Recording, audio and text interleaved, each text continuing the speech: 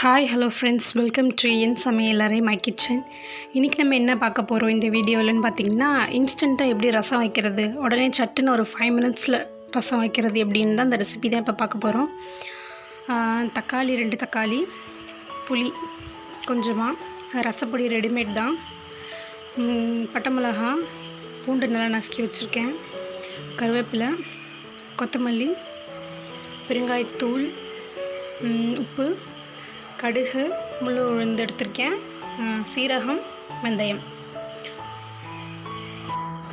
இப்போ எப்படி செய்கிறதுன்னு நம்ம பார்க்கலாம் வாங்க.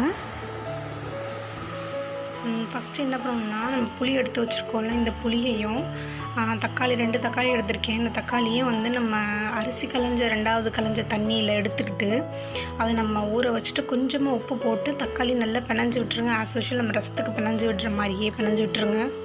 பிணைஞ்சிட்டு ஒரு 1 hour ஆச்சும் கண்டிப்பாக ஊற வைங்க. நான் ஊற வச்சுருக்கேன், அதை நல்லா தக்காளி இன்னும் மைய பிசையணும்.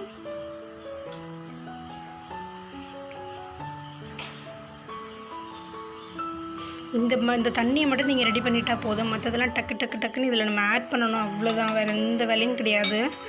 இப்போ பட்டை மிளகா நறுக்கி 2 உடச்சி வச்சுருக்கேன், அதை இப்போ ஆட் பண்ணிக்கிறேன். உங்களுக்கு காரத்துக்கு தகுந்தா போல் நீங்கள் மிளகா சேர்த்துக்கோங்க. நெக்ஸ்ட்டு பார்த்திங்கன்னா ரசப்பொடி. இது ரெடிமேட் ரசப்பொடி தான், இன்ஸ்டண்ட்டாக செய்கிறதுக்காக நான் எடுத்திருக்கேன்.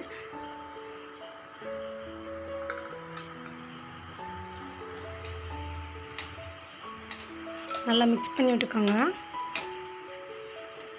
இதில் மிக்சிங் ப்ராசஸ் மட்டும்தாங்க. நெக்ஸ்ட்டு நச்சு வச்சுருக்க பூண்டை ஒரு 10 பல் பூண்டு எடுத்து அதை நான் நல்லா நச்சு வச்சுருக்கேன், அதை இப்போ நான் ஆட் பண்ணுறதில்ல. இப்போ கருவேப்பிலையை ஆட் பண்ணுறேன். நல்லா அலசிட்டு தண்ணி எடுத்து பிழிஞ்சு வச்சுக்கோங்க. கொத்தமல்லி இதில் கொஞ்சமாக ஆட் பண்ணிக்கிறேன், ஃபைனலாக ஆட் பண்ணுறதுக்காக கொஞ்சம் எடுத்து வச்சுக்கிறேன்.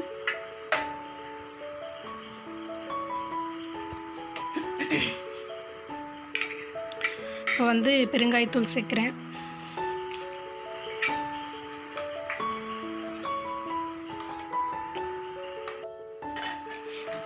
அவ்வளோதான், எல்லா மிக்சிங் வேலையும் முடிஞ்சிச்சு. இப்போ நம்ம ஜஸ்ட் தாளிக்கிற வேலை மட்டும்தாங்க. ஆஸ் யூஷுவல் நம்ம ரசம் எப்படி தாளிப்போமோ அதே மாதிரி தான். எண்ணெய் ஊற்றிக்கணும்.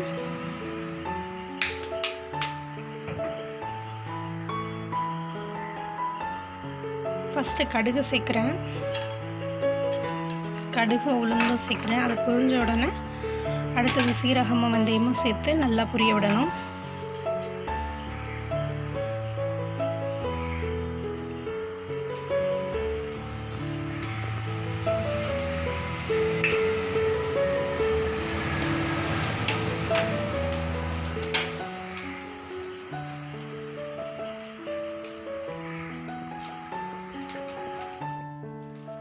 நல்லா பொரிஞ்ச உடனே நம்ம ரசத்தை இதில் ஆட் பண்ணிக்கணும்.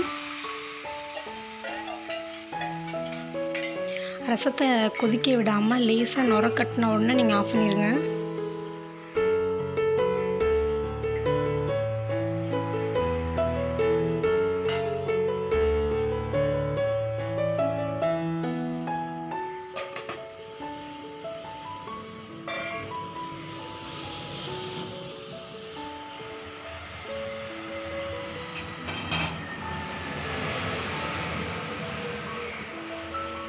பார்த்திங்கன்னா ரசம் ரெடி ஆயிடுச்சு.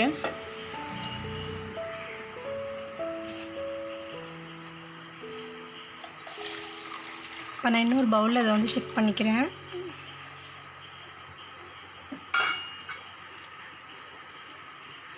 இப்போ அந்த பேலன்ஸ் வச்சு இந்த கொத்தமல்லி இதோடு சேர்த்து நான் ஆட் பண்ணிவிட்டு மூடி போட்டு மூடி வச்சிடுறேன். அந்த கொத்தமல்லி ஃப்ளேவர் அப்படியே அதில் இறங்கிடும். முதல்ல நம்ம தாளிக்கும் போது கொஞ்சம் போட்டுடும், இப்போ கொஞ்சம் சேர்க்கும் போது இன்னும் அந்த ஃப்ளேவர் நல்லாயிருக்கும். பார்த்திங்கன்னா 5 மினிட்ஸ் இன்ஸ்டன்ட் ரசம் ரெடி ஆயிடுச்சு. ஆஸ் யூஷுவல் செய்கிற ரசம் போலவே இதுவும் நல்ல டேஸ்ட்டாக இருக்குங்க. நம்ம ரசப்பொடிக்காக எல்லாத்தையும் வறுத்து அரைச்சி நம்ம செய்ய டைம் இருக்காது. டக்குன்னு இப்போ நம்ம செய்யணுன்னா இந்த மாதிரி ரெசிபியை நீங்கள் ட்ரை பண்ணி பாருங்கள், உங்களுக்கு பிடிக்கும் நான் நினைக்கிறேன். சுட சுட சாப்பாடு, சுட சுட ரசம், கோவக்காய் பொடி மாஸ் ரொம்ப நல்லாயிருக்குங்க. நீங்கள் ட்ரை பண்ணி பாருங்கள் இந்த ரெசிபியை. இந்த வீடியோ உங்களுக்கு பிடிச்சிருந்ததுன்னா லைக் பண்ணுங்கள், ஷேர் பண்ணுங்கள், கமெண்ட் பண்ணுங்கள் அண்ட் மறக்காமல் இந்த சேனலை சப்ஸ்கிரைப் பண்ணுங்கள். தேங்க்ஸ் ஃபார் வாட்சிங். நான் அடுத்த ரெசிபியில் உங்களை நான் மீட் பண்ணுறேன். பாய்.